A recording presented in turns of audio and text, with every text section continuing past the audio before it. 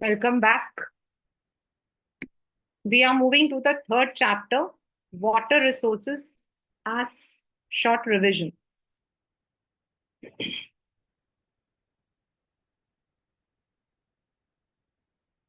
From this chapter, as per, first of all, let us discuss कि कौन से questions आ सकते हैं. The question may be in a 3-marker or a map question. These are the most common in the subjective forms. Objective में तो you can expect anything from मतलब कि anyway, but most of the time it is this, an assertion and reason type question can be there because this chapter is dealing with causes and effects. मतलब क्या cause है water scarcity का और उसका क्या असर होगा. That is the entire crux of this chapter. Let us begin. Water अगर हम लोग कहते हैं, we look at the figure which is given over there. Earth is covered. अगर हम एक मैप को देखते हैं, ग्लोब को देखते हैं, तो you could find that 3/4 of the surface is covered with water. But when it comes to the drinking water or the water which has to be used, only a small amount is there. क्यों? Reason क्या है? तो reason ये है कि ये जो fresh water है, they are somewhere trapped. Either it is the rain water जो हमारा सोर्स है, they are trapped in the ice glaciers, और इसीलिए we don't get the fresh water readily available. There are so many countries जहां पर आपका जो water है, it is a complete scarcity. While I had done this chapter in the main class, आपको मैंने बताया था there are countries like UAE आपका जो है, वहां पर water is costlier then petrol. That is because they don't have any actual resource with them. Even अगर आप हमारी कंट्री के अंदर जोग्राफिकली एक एक स्टेट को देखोगे ना, तो you will find that there are states where river is not there और इट इज ड्राई. हमारे जो पेरिनियल रिवर्स है, हिमालयन रिवर्स है, they are normally always they are having the water. लेकिन जो आपके नीचे आपके जो पेनिनसुलर रिवर्स है, they may get dry because they are seasonal in. तो water is the important factor. और हमें पानी जो है, we need it for all the purposes, whether it is drinking, bathing. आजकल तो for the industries we are requiring it for everything. It is estimated that many countries would be drying within a short span. Even India को भी कहा जाता है by 2025, this is next year, India may come into the water scarce regions. Even right now also there are so many states जहां water scarcity is there. So what are the reasons for water scarcity? This may be a 2-marker or a 3-marker question. First, overuse. हम लोग उसको overuse करते हैं. Population, the demand, population जितना होगा, demand तो उतना ही होगा. So it puts pressure on the water resources, even though it is a renewable resource. लेकिन अगर हम उसको overuse करेंगे, तो what will happen? It would one day it would also finish. Irrigation. There are states जहां over irrigation होता है. Some of the crops they require more water और हम irrigate करते हैं because we want it for the commercial purpose. तो हम irrigate करते हैं और वहां पर water table आपका नीचे चला जाता है. Some areas the water is not pure, the poor quality is there due to many factors. You may be having the hard water, वहां पे water scarcity होती है. अर्बनाइजेशन. पहले आपके विलेजेस थे, देन टाउन्स आए, फिर सिटीज. अब क्या है कि कंप्लीटली अर्बनाइज्ड है. अर्बनाइज्ड है तो क्या हो रहा है? स्काई रॉकेटिंग बिल्डिंग्स है, और स्काई रॉकेटिंग बिल्डिंग्स है तो सबके नीड्स के लिए हमें पानी चाहिए, which puts pressure on the ground. Rapid industrialisation, like it is said that many of the beverages, जैसे हमारे वो sorry aerated drinks, they require heavy water, मतलब उनको जो है पानी की मात्रा बहुत ज्यादा चाहिए होती है। तो उसकी वजह से क्या होता है कि उन एरियाज के अंदर पानी की दिक्कत हो जाती है। Even there were many resistance against such companies, but चाहिए तो सबको ही होता है। Industries use water for their production, they use water for cleaning purposes, they use it for different purposes, उसके लिए भी हो जाता है। तो पानी तो उतना ही है, लेकिन हम उसको शेयर इतने सारी जगहों में कर रहे हैं, तो then what happens, the water gets depleted or maybe it we would have the scarcity. Second, ये वाला जो पेपर में आपका जो ये वाला पर्टिकुलर पोर्शन है, दिस हैज कंप्लीटली कम इन, कि पुराने जमाने में in the olden period how water was stored, ये अलग से आया हुआ, ये अलग से आया हुआ। तो even in the past the hydraulic structures, stone rumble से बने डैम्स, मतलब स्टोन ऊपर लगा लगा के डैम्स बनाने, रिजर्वॉयर्स और लेक्स, कैनाल्स, ये पुराने टाइम में, means talking about a century when we have not even heard, तब भी थे।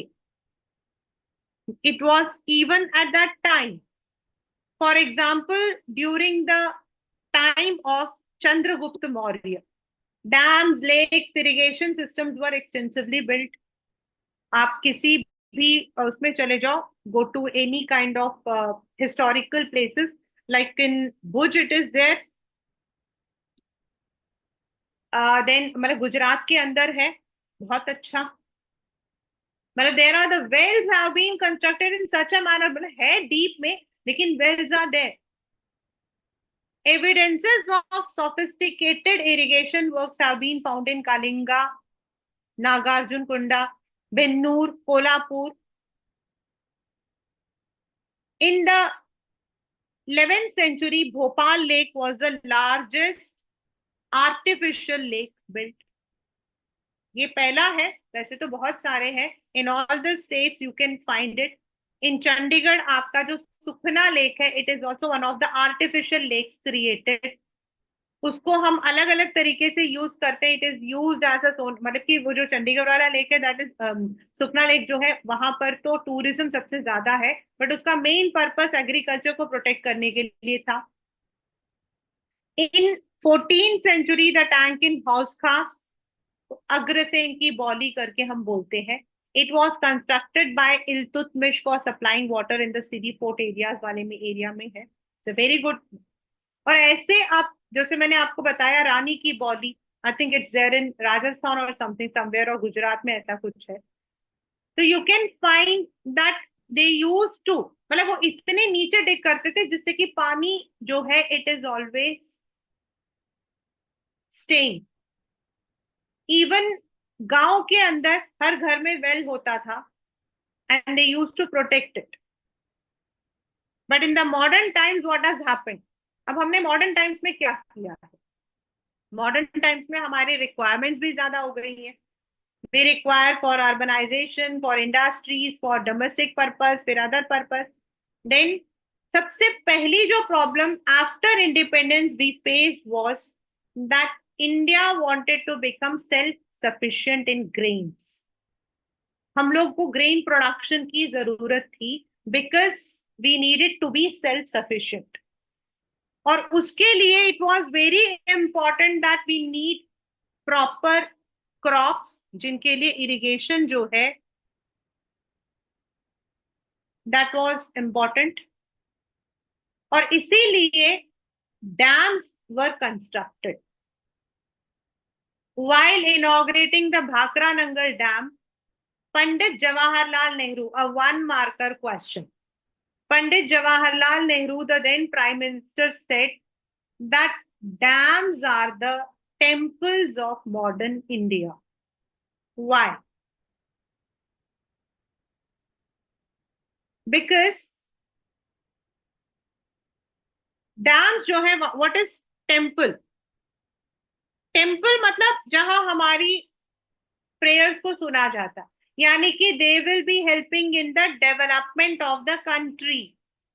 एक बार आया था ये इसका मीनिंग। तो डैम्स जो है, what are dams actually? Dams आपके होते हैं वो स्ट्रक्चर्स जो एक काम नहीं करते, they are built for different purposes and they are built on different, उनकी जो मतलब कि some may be having the density, some may be having the gravity, some may be very मतलब बहुत ही ऊंचा है, हाई है।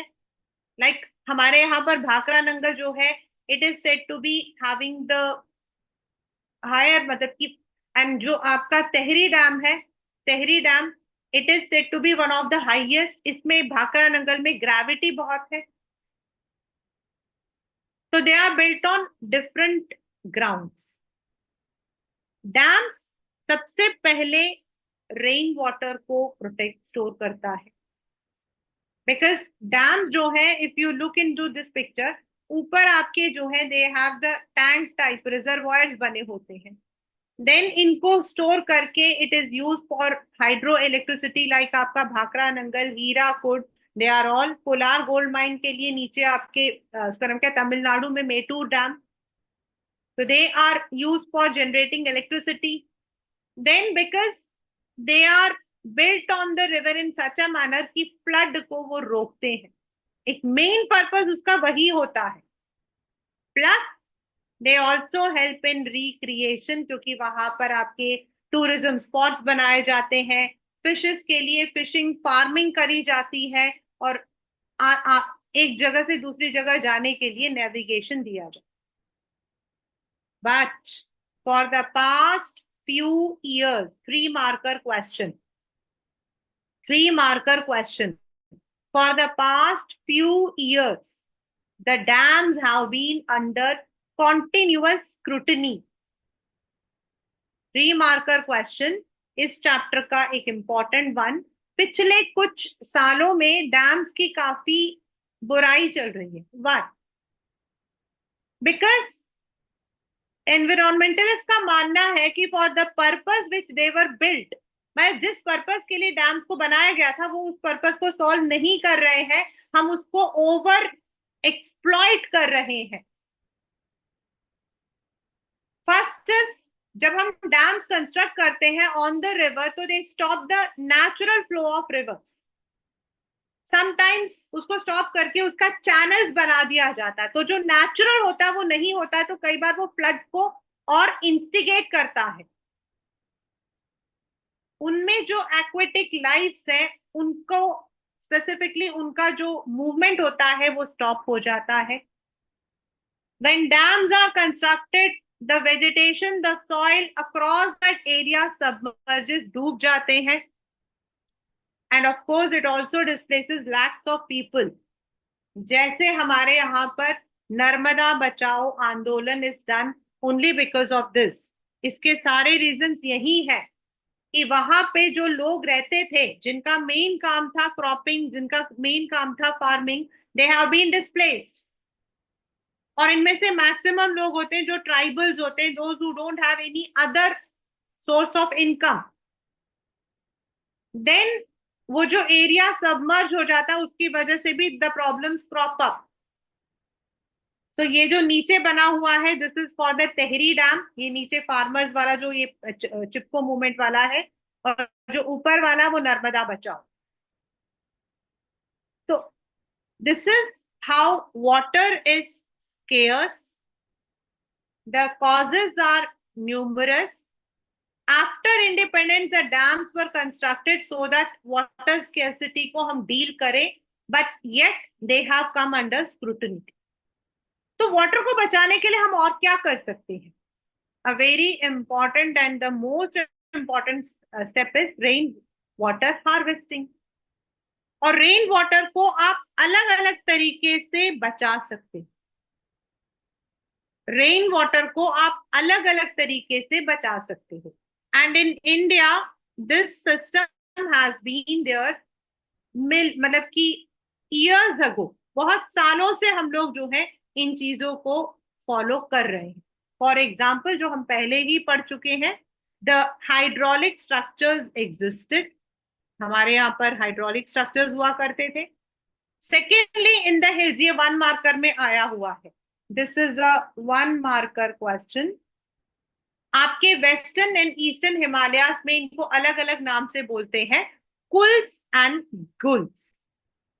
मतलब ये होते हैं आपके चैनल्स, पानी जहां पानी मतलब कि आ रहा था उनको ठहरा कर उनको चैनल बना दिया जाता और उसको एग्रीकल्चरल फील्ड की तरफ डाइवर्ट किया जाता.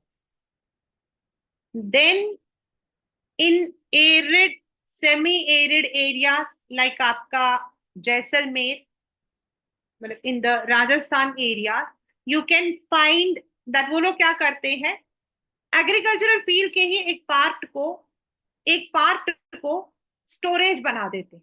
मतलब वहां एग्रीकल्चर नहीं करते, वहां वो पानी को ठहराते हैं, मिट्टी को, सॉइल को मॉइस्चर करने के लिए, और उनको बोला जाता है खादिन एंड जोहाद. मतलब उनको अलग अलग नाम से, जैसलमेर में खादिन और अदर एरियाज में जोहाद बोला जाता है. देन बीकानेर जैसे फलौदी, बाड़मेर वगैरह में टंकास बनता है. टंकास क्या होता है, आपके पेपर में ये क्वेश्चन बहुत बार आया है 3 मार्कर में. टंकास आपके होते हैं, एज अ नेम से टैंक, अगर हम इंग्लिश में लेते हैं तो द नेम से टैंक. ये होते हैं अंडरग्राउंड टैंक्स. तो इनके लिए व्हाट इज डन इज, जो रूफ होता है वहां पर, इन राजस्थान आपका जो रूफ, तो रूफ से वो लोग क्या करते हैं, फ्लैट रूफ बनाते हैं एंड पाइप्स लगाते हैं, and these pipes are connected to the underground tanks. ये टैंक्स आपके घर के बीच में, आंगन में भी हो सकता है, मे बी एक रूम के साथ में भी हो सकता है.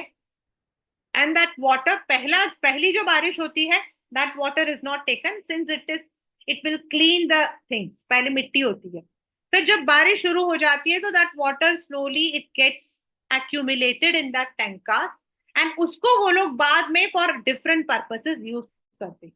अभी फिलहाल कुछ एरियाज के अंदर टैंकास जो है वो उसको मतलब लोग ज्यादा यूज नहीं कर रहे हैं.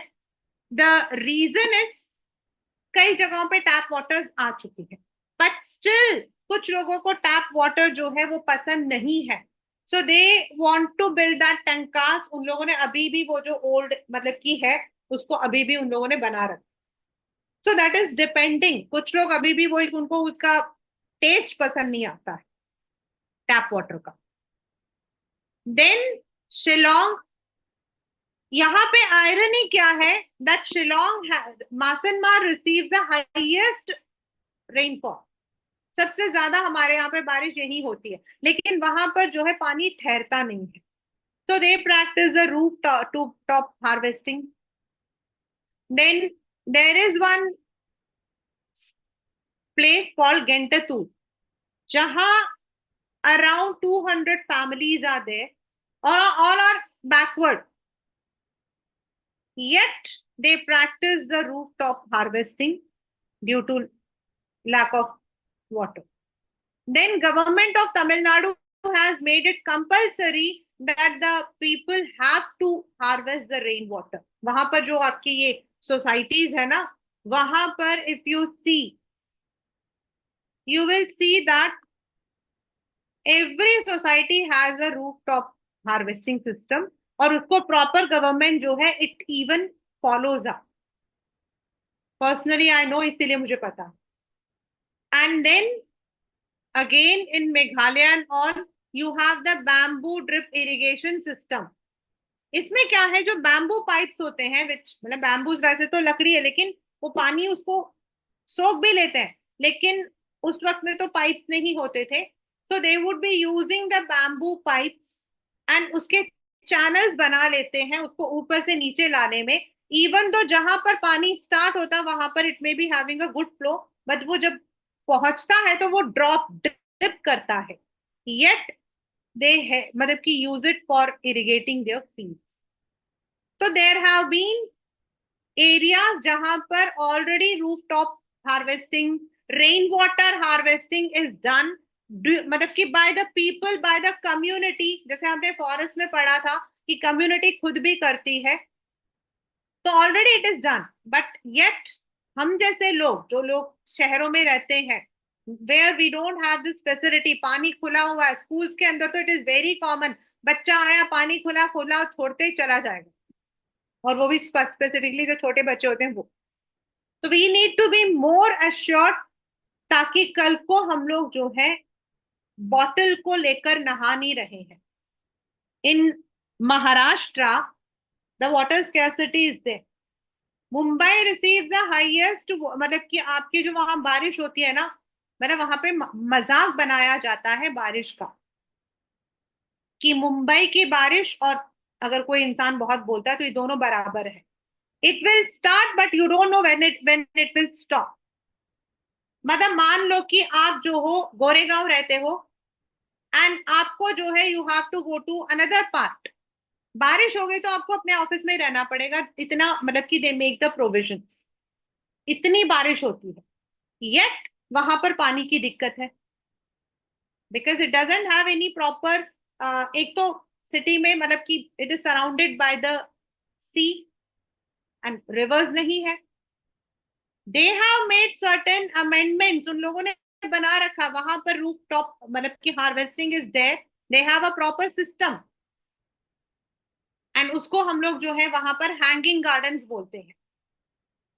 नीचे पूरा टैंक है, a park has been built on that, आप जाओ घूमो, पार्क में बैठो, पार्क से बिल्कुल सीधा आपको अंतीलिया दिखता है, आप उसको घूरते रहो बैठकर, और वहां से आपको नीचे पूरा मुंबई दिखता है। But they have used it that sense कि वो पानी को वो लोग हार्वेस्ट करें।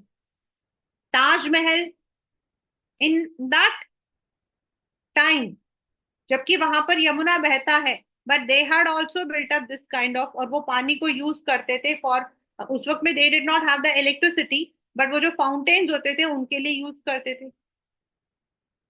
Some states like Karnataka, Tamil Nadu, Maharashtra, they are already using this. But still there are states in the northern belt where we need to implement, ताकि आने वाले टाइम में हमारे ग्रेन्स के लिए, इलेक्ट्रिसिटी के लिए, इंडस्ट्रीज के लिए, हमारे डोमेस्टिक पर्पसेस के लिए fresh water is available. Because when we talk about development of a country, it depends on all the resources available and how we are using it. So that is the revision of the chapter water resources.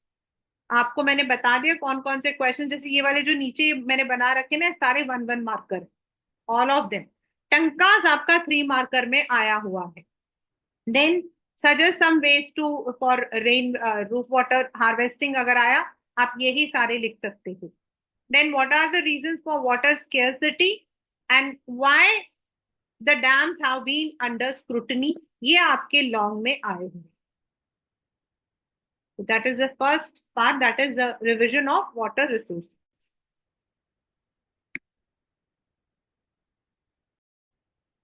The second part which I am going to revise today is federalism. Again, a very quick pick because recently we had done this chapter, recently we had revised it. We have already done the first chapter, power sharing. Power sharing federalism दोनों आपका जो है को related है, क्योंकि power sharing में हमने पढ़ा था that power can be shared on the horizontal way, जो हम 9th में पढ़ चुके हैं, and in the vertical way जो अब हम पढ़े। When we talk about democracy, तो डेमोक्रेसी का एक मेन पर्पस होता है people's participation and the governance in such a manner कि each citizen is getting the benefits, और उसके लिए when the powers are shared, then it becomes easy for governing to understand the problems at the root level. The definition says sharing of powers to govern among different levels. पहले कुछ countries हमारी ऐसी हैं जहां हमारा unitary government चलता, जैसे श्रीलंका है। श्रीलंका में जो है तो डेमोक्रेसी ही है, डेमोक्रेसी, लेकिन वहां पर क्या है कि it is a small island, छोटा है वो, तो they have not divided it into states. वहां पर जगहें हैं, अगर आप जाते हो तो आपको जो है कोलंबो, जाफना, ऐसे जगहें हैं, but they have not divided into proper states. They have a unitary government, जो गवर्नमेंट पूरे देश को चलाती है। एंड जो अलग अलग एरियाज हैं, वहां पर उनके ही सबॉर्डिनेट्स यानी कि उनके ही मेंबर्स होते हैं जो रूल करते हैं। जो सबॉर्डिनेट्स होते हैं, they do not have any kind of power on their own. वो खुद अपने आप कोई डिसीजन नहीं ले सकते हैं, वो बस वो जो डिसीजन सेंट्रल गवर्नमेंट ने बोला उसको सिर्फ इंप्लीमेंट कर सकते। That is called as unitary government. But federalism में क्या होता है, you don't have one single government, we have government which is divided into different way. अब ये मैंने ये वर्ड डिफरेंट वे क्यों बोला, क्योंकि सब कंट्रीज में ऐसा नहीं होता है, कुछ में किसी और तरीके से होता है, किसी में कुछ और, but most of the time it is there is one government which is for the entire country, union या सेंट्रल। मतलब आप उसको सेंट्रल गवर्नमेंट भी बोल सकते हो, यूनियन गवर्नमेंट भी बोल सकते हो। देन वो जो आपके छोटे छोटे सबॉर्डिनेट्स हैं, जिनको हमारे यहाँ पर स्टेट्स बोलते हैं, in other countries it is called as cantons, duchies, वो। And then there might be a third tier local. That means in federalism, ये वाला आपका 5 मार्कर क्वेश्चन है, ये वाला जो फीचर्स हम पढ़ेंगे ये 5 मार्कर क्वेश्चन है, right? It will be a 5 marker question. I'll write side by side. There might be 2 or more levels, and each level has their own areas. Jurisdiction होता है a legal area, मतलब constitution बता देता है ये area union का है, ये एरिया स्टेट का है, इसलिए उसको हम jurisdiction बोलते हैं। If there is any power sharing में कोई प्रॉब्लम है, किस पर किसको बनाना है, द कोर्ट्स कैन इंटरप्रेट, वो लोग अपने आप डिसाइड नहीं कर सकते हैं। The revenues are also mention, कि कौन सा रेवेन्यू स्टेट को जाता है, कौन सा रेवेन्यू सेंटर को जाता है। सो इन दिस वे एक आपका ये वाला सिर्फ अलग से 2 मार्कर क्वेश्चन हो सकता है, separately this can be a 2 marker question. एक फेडरलिज्म से the entire country is also integrated, and जो आपके स्टेट्स हैं जो अलग अलग हैं ड्यू टू लैंग्वेज कल्चर, उनको भी हम लोग देख सकते। The dual objectives of federalism. अगर 5 में आया तो ये सारे लिखोगे, 2 में आएगा तो सिर्फ नीचे वाला लिखोगे। Right now as I said, not every country is having the same kind of setup. In some countries ये अभी तक 2 में या 3 में दोनों में ही आया हुआ है, and if it comes you have to put it in a tabular form, आपको इसे टैबुलर फॉर्म के अंदर लिखना है। कमिंग टुगेदर का मतलब होता है where the states have their separate powers. State की मर्जी है, it is up to the state whether they want to follow the union or not. उनके पास अपने पूरे पावर्स है, they have their 100% clear jurisdiction, yet to protect their sovereignty, अपने आप को प्रोटेक्ट करने के लिए they form into one union which is coming together like US, UK. In some countries like India, Belgium, the country is deliberately divided into small areas like states, and center has more power, states have less power, and this is called as holding together. ऐसा क्यों बनाया जाता है जहां आपके regional diversity ज्यादा है?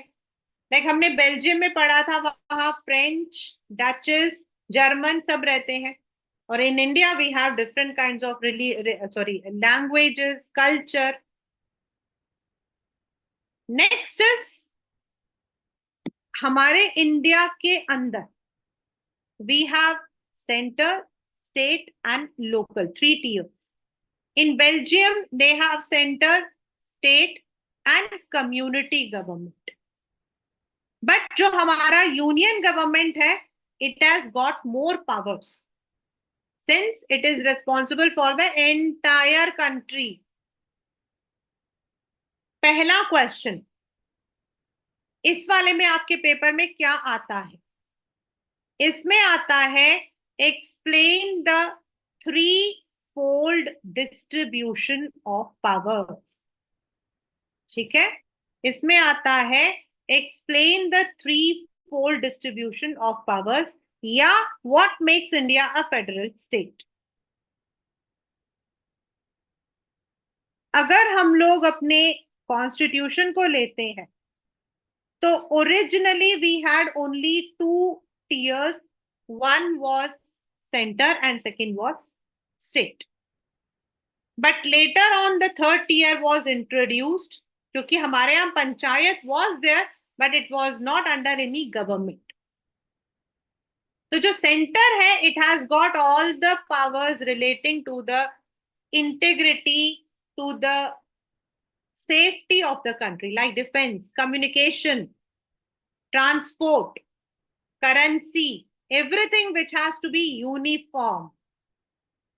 The states, because they have to अपने regional diversity को देखना है तो उनसे related जो उनके decisions है like agriculture, police, ये state के अंदर आ.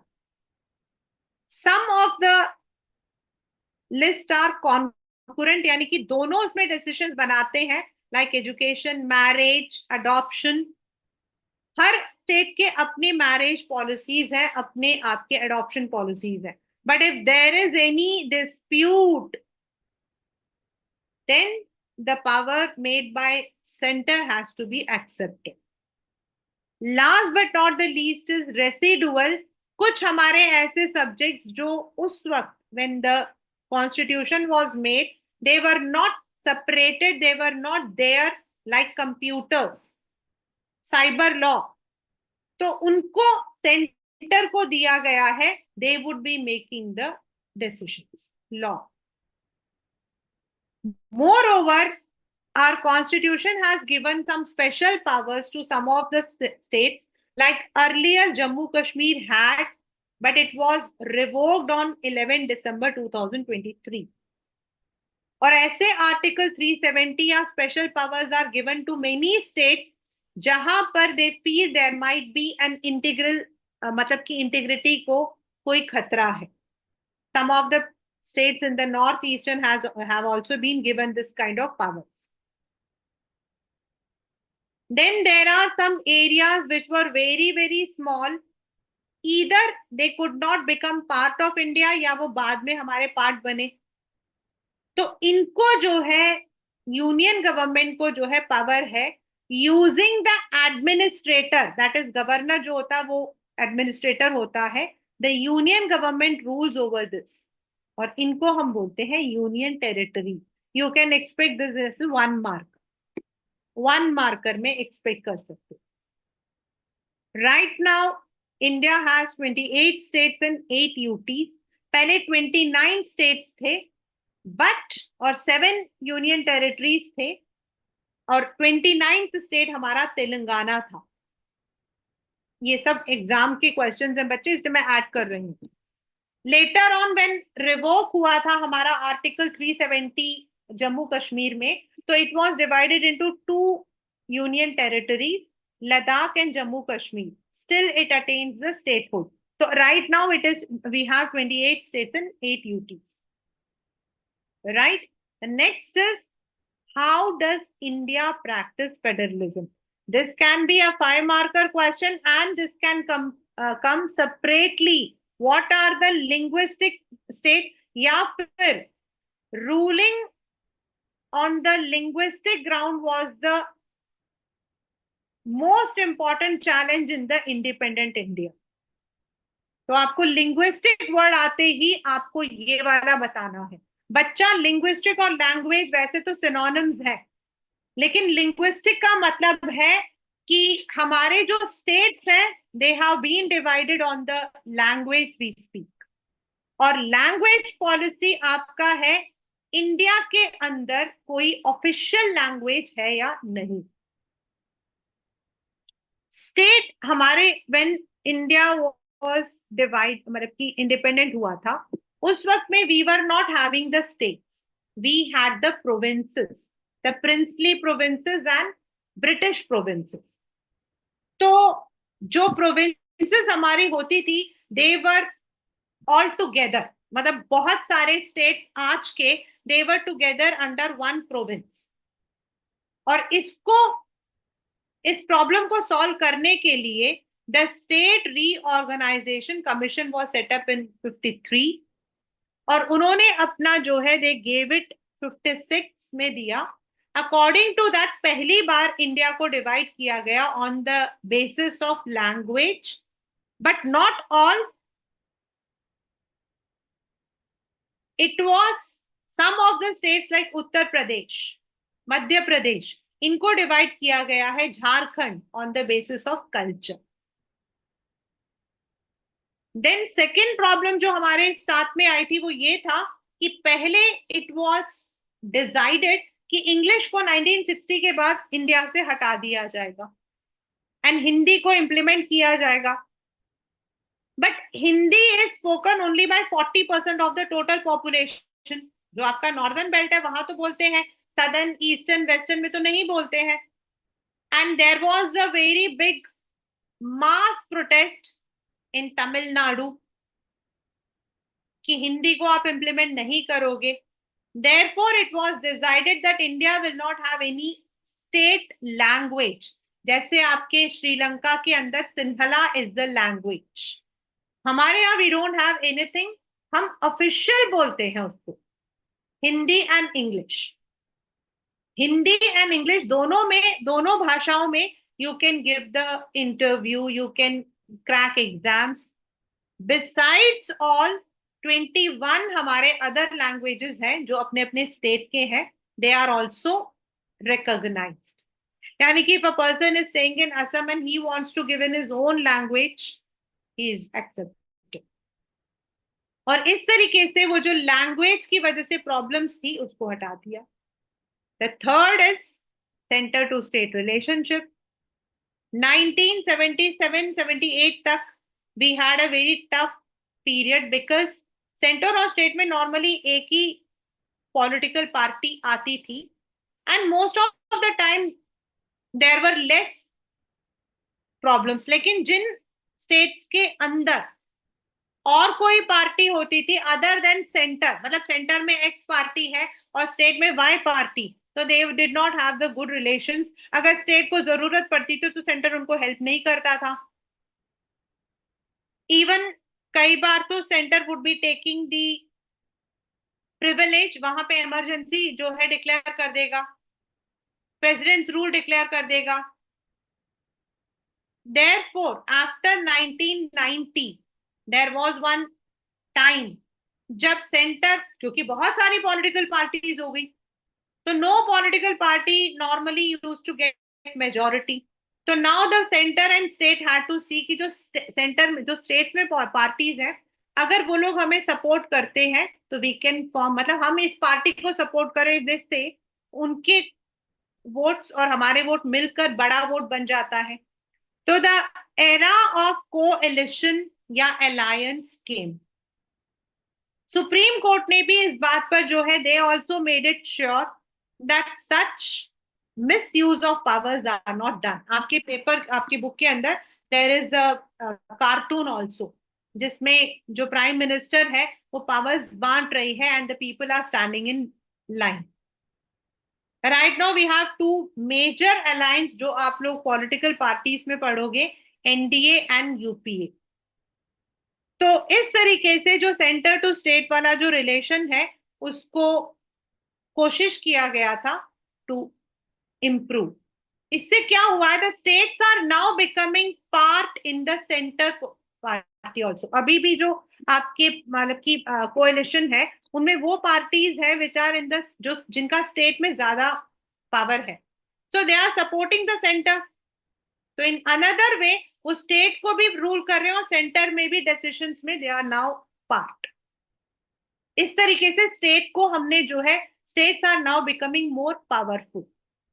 पहले वो लोग सिर्फ अपने स्टेट्स को ही देखते थे, but now due to coalition they are also having the power to give their decisions in the centre.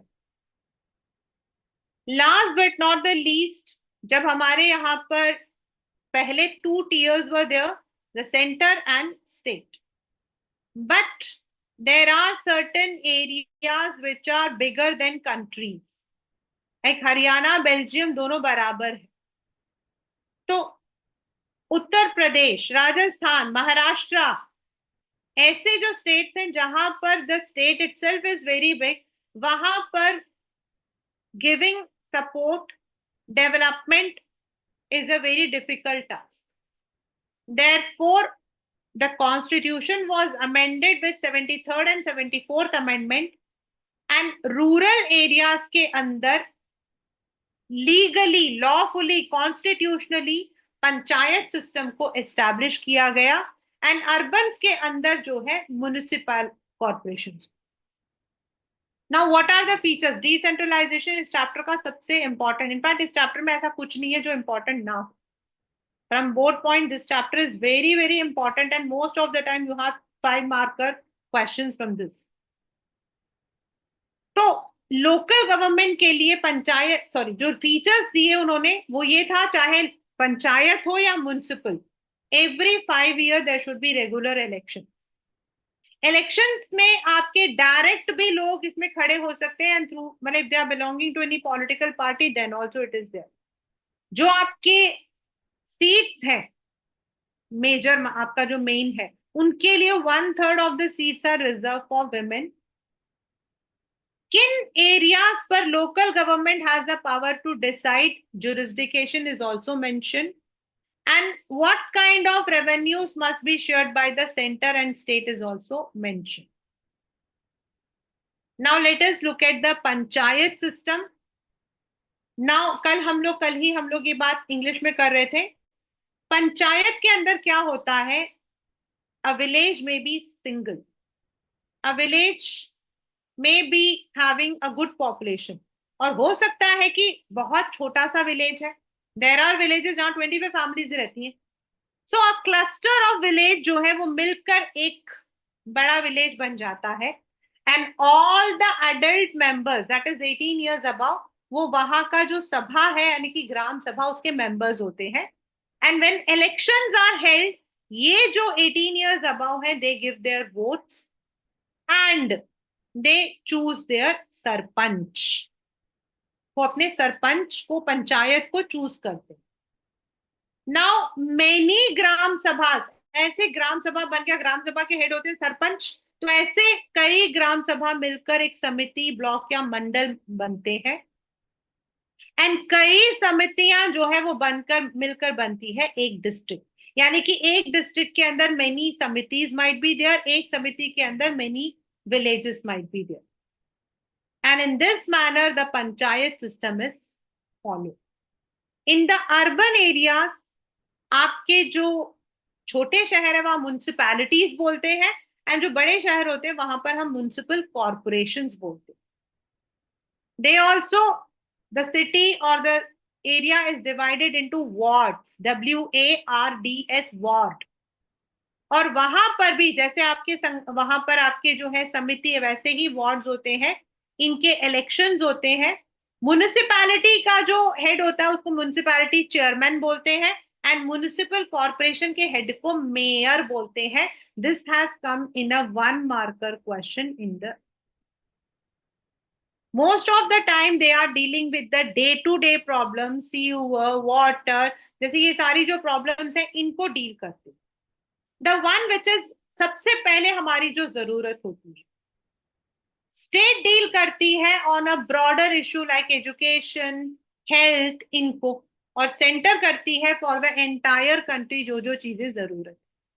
दस ये जो 3 tiers होते हैं ये सेम सिटीजन्स को रूल करते हैं, बट अलग अलग एरियाज में। जैसे हम बैंक में जाते हैं, पैसा लेने के लिए कैशियर होता है, अकाउंट ओपन करने के लिए कोई और होता है, उसी तरीके से इनकी एरियाज आपके डिफाइन होते हैं। On the other hand, in fact, ये जो local levels है, they also face certain problems. Like regular elections नहीं होते. Then कई states ऐसे हैं which have not transferred their powers or money. Yet अगर हम लोग ग्राउंड लेवल पर जाते हैं तो the participation of women is must in these areas. यहाँ 1/3 आपका रिजर्व है, वहां कोई खड़ा ही नहीं हो सकता है. इनफैक्ट बहुत सारे मजाक होते हैं जहां पर जेंट्स खड़े नहीं हो सकते ना, वो अपनी वाइफ्स को खड़ा कर देते हैं.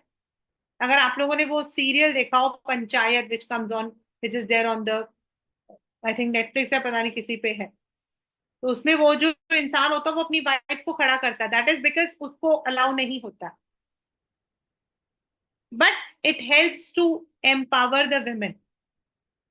अभी सेंटर में the bill has come, but अभी तक it has not been properly implemented. But in ground level, that is in the local level, it is must. तो विमेन पार्टिसिपेशन है. And then there is no, आपको मतलब किसी political party में होना ऐसा नहीं, any one can stand for the election also. There is a direct participation.